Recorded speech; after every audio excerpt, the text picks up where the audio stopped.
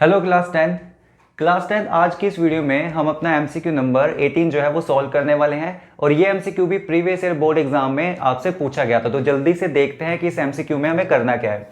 तो ये एमसीक्यू था कि इफ एचसीएफ 98 और 28 का क्या है, m है, और जो एलसीएम है इन्हीं दोनों नंबर का वो क्या है, n है। तो वो कह रहा है कि आपको वैल्यू निकालनी है किसकी, n-7m की। तो इसको सॉल्व करते हैं। तो देखिए सबसे पहले हमें यहाँ पर क्या करना पड़ेगा, फैक्टर करने पड़ेंगे। 98 के फैक्टर्स निकालो इसके एलसीएम के थ्रू। तो ये जाएगा आपका 2 4 द 8, 1 इधर आ गया, 2 9 द 18, 7 7 द 49 और 7 1 द 7। अब इसी तरीके से 28 के फैक्टर करके देखते हैं। तो 2 1 द 2, 2 4 द 8, 2 7 द 14 और फिर 7 1 द 7। तो यहाँ पर अगर आप देखें तो आपके जो 98 के प्राइम फैक्टर्स आ रहे हैं वो आ रहे हैं 2 इंटू में 7 इंटू में 7, और वहीं जो 28 के प्राइम फैक्टर आ रहे हैं वो क्या आ रहे हैं आपके 2 इंटू में 2 इंटू में 7।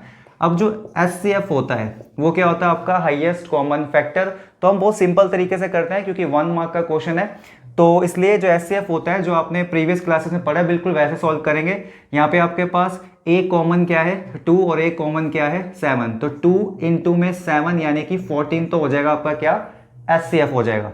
अब अगर आपको एलसीएम निकालना है तो जो हमारा एचसीएफ था आया उसे हम यहाँ पे लिखेंगे, करेक्ट। और उसके बाद ऊपर जो आपके रिमेनिंग फैक्टर्स थे, प्राइम फैक्टर्स थे, वो कौन से थे, ऊपर वाले में क्या था 7 और नीचे वाले में क्या था 2। तो जब हम इन सबको मल्टीप्लाई कर देंगे तो आपके पास क्या आ जाएगा, एलसीएम आ जाएगा। तो देखो 14 को अगर मैं 2 से करता हूँ तो कितना आएगा 28, फिर इसको 7 से मल्टीप्लाई करते हैं, 7 8 द 56 का 6 कैरी 5, 7 2 द 14 और 5 आपका कितना आ जाएगा 19, ठीक है। तो ये हो जाएगा 196।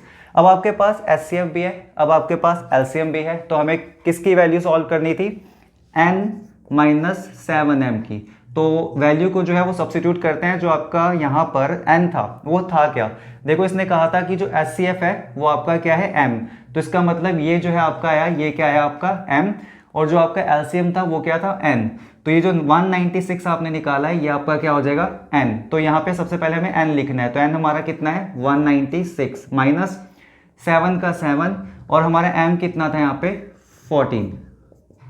फर्दर सॉल्व करते हैं इसको। 14 को अगर आप 7 से मल्टीप्लाई करें तो 7 4 द 28 का 8 कैरी 2, 7 1 द 7 और 2 से करेंगे तो 98। तो अगर आप 196 में से 98 को माइनस करते हैं तो आपका आंसर कितना आएगा, आपका आंसर आएगा 98, ठीक है। तो यहाँ पर इसका जो करेक्ट आंसर है वो हो जाता है आपका सी। तो ये रहा आपका एमसीक्यू नंबर 18। सो अब आपसे मिलेंगे नेक्स्ट वीडियो में अपने एमसीक्यू नंबर 19 के साथ।